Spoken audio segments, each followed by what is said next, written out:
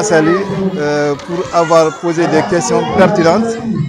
C'est vrai qu'aujourd'hui, nous assistons à une cérémonie religieuse. Donc, c'est une cérémonie de lecture de Coran, bien donc des élèves qui terminent en beauté leur année scolaire. Voilà.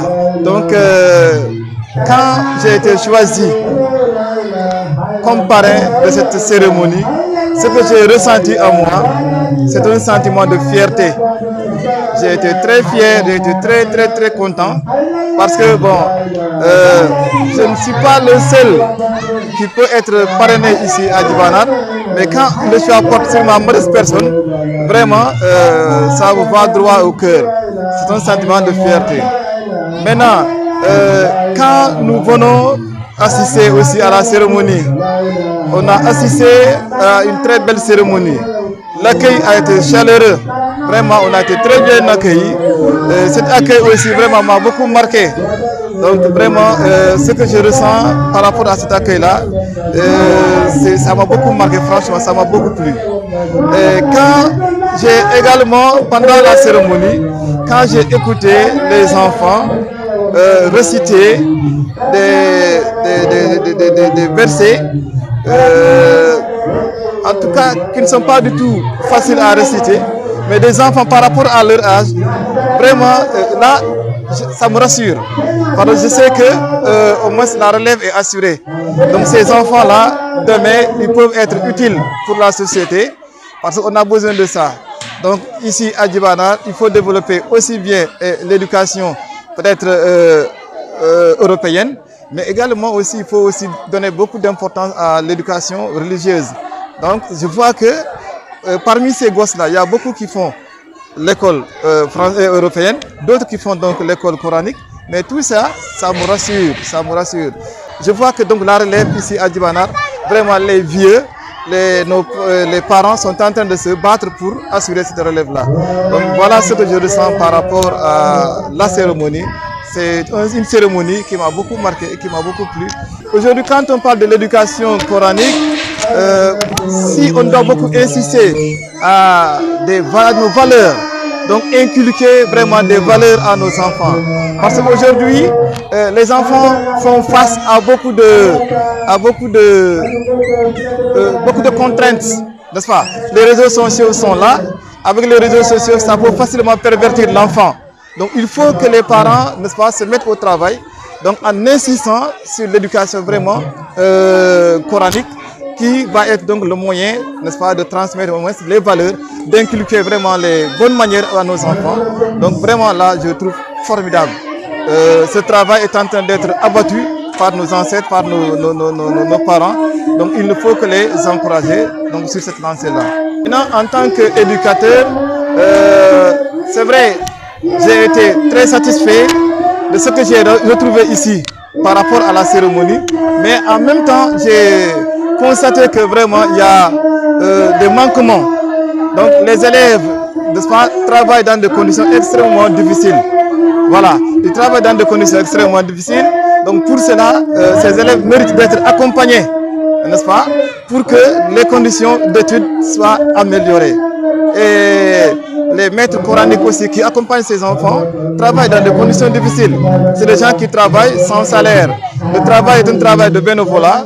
Donc vraiment, il faut qu'il y ait des mesures d'accompagnement pour que ces gens qui abattent ces travaux pour former nos enfants puissent être dans de très bonnes conditions. Et, ça, j'ai ressenti, puisque ces élèves ils travaillent dans des conditions extrêmement difficiles. Même le cadre dans lequel ils apprennent, ce n'est pas un cadre qui est tout à fait correct. Il y a beaucoup de manquements là-bas. Mais peut-être dans l'avenir, on va se battre à tous les niveaux, même voir les bailleurs de fonds pour qu'ils puissent intervenir et aider, n'est-ce pas, cet enseignement coranique. Voyez.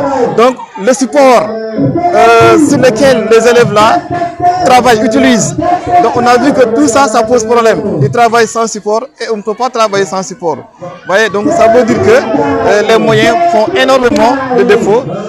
Si vraiment on peut trouver donc les personnes de bonne volonté pour qu'ils puissent venir au secours à ces enfants. Ce sont nos enfants qui sont là, mais qui travaillent dans des conditions extrêmement difficiles.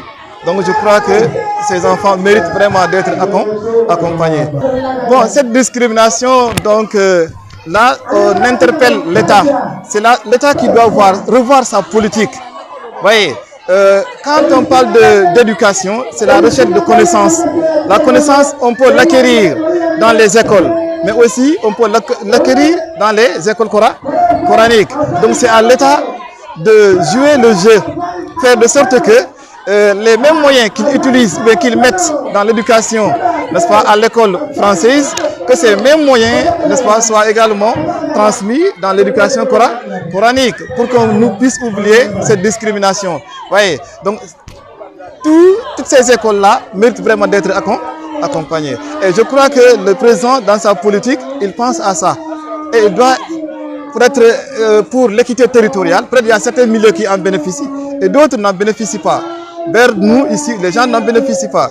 Mais l'État doit continuer à faire cette politique qui consiste tout simplement à aider, n'est-ce pas, aussi bien dans le milieu urbain que le milieu rural, pour que les enfants de la nation puissent vraiment bénéficier de la même éducation, bénéficier de la même formation. Parce qu'une formation, elle peut être acquise, on peut l'acquérir dans une école française, comme on peut aussi l'acquérir dans une école coranique.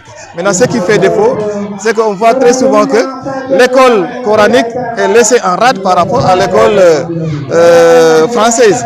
Donc là, c'est des choses qu'il faut corriger pour que l'État puisse penser demain à mettre dans ces deux écoles au même pied d'égalité. Bon, l'appel que je vais lancer, c'est à l'endroit des parents. D'abord, les parents doivent savoir que il y a un moment pour apprendre.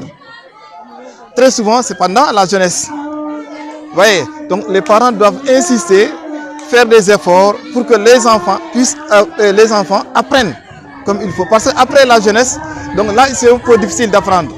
Aujourd'hui, on doit mettre le plein sur les enfants pour qu'ils n'aient pas beaucoup de temps à perdre.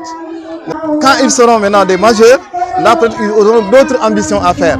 Mais à l'heure là, les parents sont interpellés pour qu'ils puissent suivre les enfants comme il faut à la maison, n'est-ce pas? Et également au niveau de leur école, pour que ces enfants puissent apprendre dans de bonnes conditions. Maintenant, l'autre cri de cœur, c'est à l'endroit de l'État. C'est l'État qui doit faire des efforts pour que, n'est-ce pas, aussi bien à l'école française comme à l'école coranique, n'est-ce pas, pour que tous ces élèves puissent être dans de bonnes conditions, n'est-ce pas, pourvu qu'ils soutiennent ou qu'ils subventionnent même l'enseignement coranique. Parce que des gens qui sont là-bas, ils font un travail très important, mais malheureusement, sur le plan financier, on voit qu'ils n'ont pas le même traitement par rapport à ceux qui interviennent dans l'école française. Donc voilà un peu le cri de cœur que je compte lancer à l'endroit des parents, mais également à l'endroit de l'État. Mais également, puisque l'État est un peu loin, on peut peut-être s'adresser à à la mairie, donc à la collectivité locale qui est là. Le maire, il est là.